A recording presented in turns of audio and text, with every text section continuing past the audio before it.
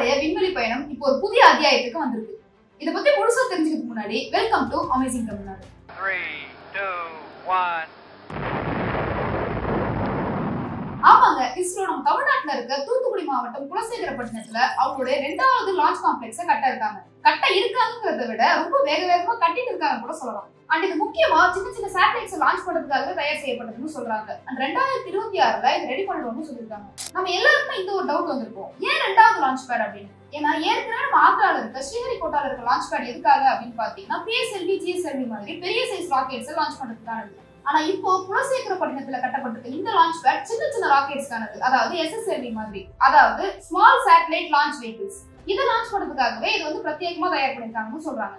இந்த இடத்துலதான் ஒரு மிகப்பெரிய விண்வெளி ரகசியம் இருக்குன்னு கூட சொல்லலாம். ஏன் அப்படின்னு பாத்தீங்கன்னா, நம்ம ஸ்ரீஹரிகோட்டால இருந்து நம்ம ராக்கெட்ஸை டுவர்ட்ஸ் சவுத் லான்ச் பண்ணும்போது என்ன ஆகும் அப்படின்னு பாத்தீங்கன்னா, நம்ம ஸ்ரீலங்காவை அவாய்ட் பண்ணணும் அப்படிங்கிறதுக்காக டாக் லெக் மனுவர் அப்படின்னு சொல்லி ஒரு வளைவை வந்து அந்த இடத்துல கிரியேட் பண்ண வேண்டியது இருக்கும். இதனால ராக்கெட்ல இருக்க ஃபியூல்ஸ் 10 to 15% அந்த இடத்துலயே வேஸ்ட் ஆயிடுது. இதை அவாய்ட் பண்றதுக்காக தான் இப்போ குலசேகரப்பட்டினத்துல கட்டியிருக்காங்க லான்ச் பேட். குலசேகரப்பட்டினம் ஸ்ரீலங்காவுக்கு வெஸ்ட் சைட்ல இருக்கிறதுனால நம்ம ராக்கெட்ஸை டைரக்டா சவுத் நோக்கி லான்ச் பண்ணிடலாம்னு சொல்லியிருக்காங்க. இதனால நம்ம அதிக அளவுல ஃபியூல்ஸையும் சேவ் பண்ண முடியும். அதே மாதிரி ராக்கெட்டோட பேலோட அதிகமாகும். இது இந்தியாவுக்கு டெக்னாலஜிக்கலா ஒரு மிகப்பெரிய அட்வான்டேஜ் கூட சொல்லலாம். இதுக்காக தான் குலசேகரப்பட்டினத்தை தேர்ந்தெடுத்திருக்காங்க. இந்த லான்ச் பேட் வெறும் ராக்கெட் லான்ச் பண்றதுக்கா அப்படின்னு கேட்டீங்கன்னா அதுதான் கிடையாது. இந்தியாவுடைய ஸ்பேஸ் இண்டஸ்ட்ரிக்கு இது மிகப்பெரிய பூஸ்டாவே இருக்க போகுது. இப்போ இஸ்ரோட பிளான் என்ன அப்படின்னு பார்த்தோம்னா, ஒரு 3 வாரத்துக்கு ஒரு முறையும் ஒரு சின்ன ராக்கெட்டை லான்ச் பண்றது தான். அது மட்டும் இல்லாம ஸ்கை ரூட், அக்னிகூல், காஸ்மோக் மாதிரியான இந்தியன் ஸ்பேஸ் கம்பெனிஸ்க்கு இது ரொம்பவே ஹெல்ப்ஃபுல்லா இருக்கும்னு சொல்றாங்க. அண்ட் ஆல்சோ வெளிநாட்டுல இருக்க ராக்கெட்டுகளை ஏவறதுக்கு வணிக ரீதியா இது பெரிய வாய்ப்பும் தருது. இஸ்ரோவோட ஒர்க்லோட வந்து டிவைட் பண்ணி ஸ்பேஸ் செக்டார் இன்னும் வேகமா ஒர்க் பண்ண உதவுது.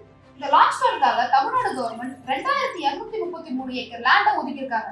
அண்ட் அது மட்டும் இல்லாம தூத்துக்குடி போர்ட் வந்து பக்கத்துலயே இருக்கிறதுனால எல்லா லாஜிஸ்டிக்ஸுமே ரொம்ப ஈஸியா இருக்கும்னு சொல்லியிருக்காங்க.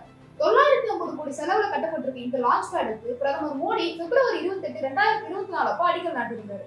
அண்ட் அதே நாள்ல RH-200 சவுண்டிங் ராக்கெட்டை லான்ச் பண்ணி டெஸ்டும் பண்ணி பார்த்திருந்தாங்க. அதுவும் சக்சஸ் ஆயிருக்கு. அண்ட் நம்ம CM MK ஸ்டாலின் இது வந்து தமிழ்நாட்டுடைய பெருமைன்னு சொல்லியிருக்காரு. அண்ட் அது மட்டும் இல்லாம இந்த லான்ச் பேட் முழுமையா தயாராகி 2026ல வரும்போது தமிழ்நாட்டுல ஒரு மிகப்பெரிய ஸ்பேஸ் இண்டஸ்ட்ரி ஹப்பே கிரியேட் ஆகும்னு சொல்லியிருக்காங்க.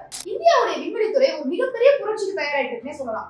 எப்படி ஸ்ரீஹரிகோட்டா வந்து பயங்கர ஃபேமஸோ அதே மாதிரி நம்ம குலசேகரப்பட்டினம் குளோபல் ஸ்பேஸ் சீன்ல அதுக்கான தனி இடத்தை கால் பண்ணனே சொல்லலாம். சோ லாஸ்டா நம்ம வீடியோட எண்டுக்கு வந்துட்டோம். இந்த லான்ச் பேட பத்தி நீங்க என்ன நினைக்கிறீங்க? உங்க கருத்தை கமெண்ட் பண்ணுங்க. அண்ட் இதே மாதிரி இன்ட்ரெஸ்டிங்கான வீடியோஸ் நிறைய பார்க்கணும் அப்படின்னு நீங்க ஆசைப்பட்டீங்கன்னா எங்களை ஃபாலோ பண்ணிக்கோங்க. உங்க ஃப்ரெண்ட்ஸ் அண்ட் ஃபேமிலிஸ்ல யாருக்குன்னா ஸ்பேஸ் மேல அதிகமான ஆர்வம் இருந்துச்சுன்னா அவங்க இந்த வீடியோஸை ஷேர் பண்ணுங்க.